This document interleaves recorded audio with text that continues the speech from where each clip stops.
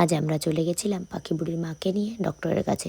পাখি বুড়ির মা, পাখি বুড়ির বাবা আর পাখি বুড়ি সোজা বাড়ি থেকে ডক্টরের এখানে পৌঁছে গেছিলো, আর আমরা আমাদের মতো স্কুটিতে করে ডক্টরের এখানে পৌঁছে গেছিলাম। তো পাখি বুড়ির মাকে ডক্টর দেখানো কমপ্লিট হলে পাখি বুড়ির মা আমাকে বললো একটু মার্কেটে যাবে, তার ঘরের পুজোর জন্য সে কয়েকটা জিনিস কেনাকাটা করবে। যাই হোক, সেই মতো আমরা মার্কেটে চলে এলাম। পাখি বুড়ির মা তার পছন্দ মতো সমস্ত জিনিস কেনাকাটা করে নিল।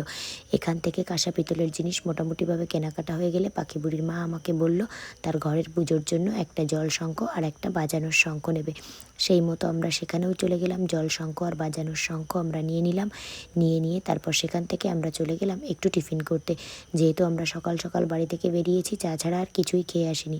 হালকা পাতলা কিছু টিফিন করে নিয়ে পাখি বুড়ির মামু চলে গেল পাখি বুড়িদেরকে বাসে তুলে দিতে। যেহেতু পাখি বুড়িরা আজকে মামা বাড়িতে থাকবে না, আসবে না, পরে কখনো অন্য সময় আসবে, তো সেই কারণে স্কুটিতে তো আর এতজন যাওয়া যাবে না। সেই কারণে পাখি বুড়ির মামু ওদেরকে বাসে তুলে দিতে গেল। চলো, ভিডিওটা কেমন লাগলো জানিও। আজকের মতো এই পর্যন্তই, টাটা।